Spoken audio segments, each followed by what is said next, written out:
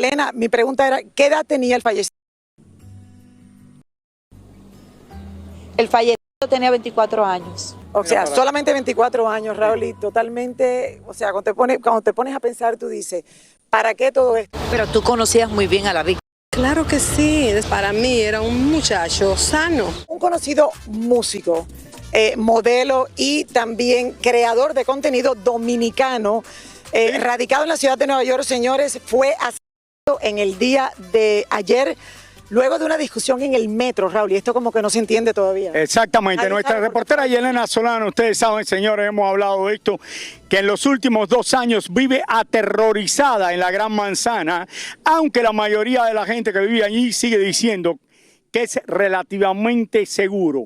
Vámonos con Yelena para que nos cuente esta triste noticia que parece que se repite y se repite en lo que en un momento fue la ciudad más segura en el mundo. Adelante, Yelena. Qué triste, Yelena, tan joven. Adelante.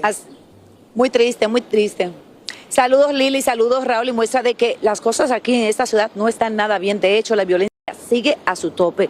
Estamos hablando de un músico dominicano que dejó sus huellas aquí, exactamente en la estación del tren de la 175 y Fort Washington. Los vecinos del área, pues lógicamente visibles, afectados, y los familiares destrozados. Y todo eso por culpa de un vecino. Aquí les pagan.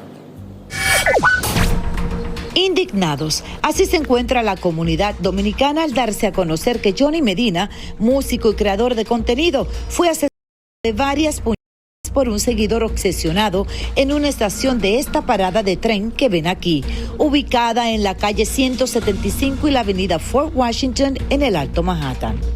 Se dice que Medina se dirigía a tomar el tren acompañado de su pareja para ir al cine, y allí comenzó una discusión con su agresor por razones desconocidas.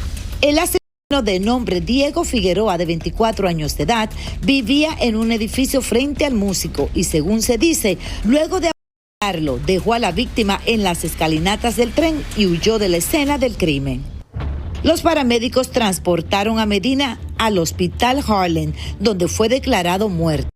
Y 24 horas después, Figueroa fue arrestado y acusado por asesinato en primer grado con una arma blanca.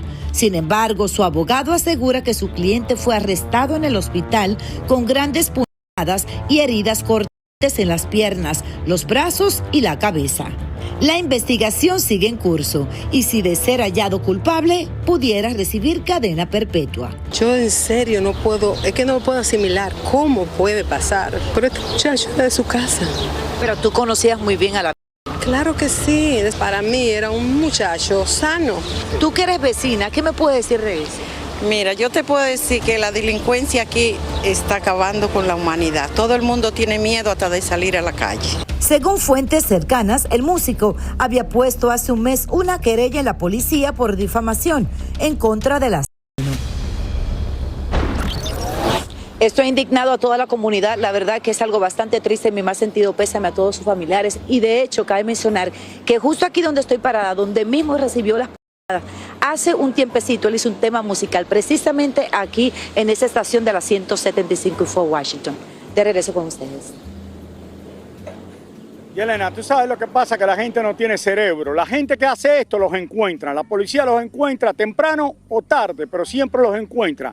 Eso es lo bueno. Y mira, la gente sigue haciendo esto. Le costó la vida a una persona y ahora va a tener que pagar el resto de su vida en la cárcel por haber hecho esto. No tendrá cerebro, no tendrá corazón, Raúl.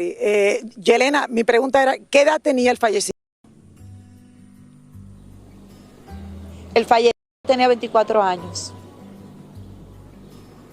O sea, solamente 24 años, Raúl, y totalmente, o sea, cuando te pones a pensar, tú dices, ¿para qué todo esto? Algún día, pues la persona que cometió este horror mirará atrás y dirá, todo esto fue en vano, y ojalá que los chicos que siguen a aquellos que crean contenido, Raúl, y a los influencers, que sean más tranquilos, que lleven la vida suave. Muchísimas gracias, Yelena, por esta... Qué lástima que tenemos que dar esta noticia tan triste aquí en El Gordo y la Flaca, en un día tan lindo y tan bien que lo estamos pasando. Raúl, Señores, nos vamos a una pausa, ya volvemos con mucho más desde Cap Cana, República Dominicana.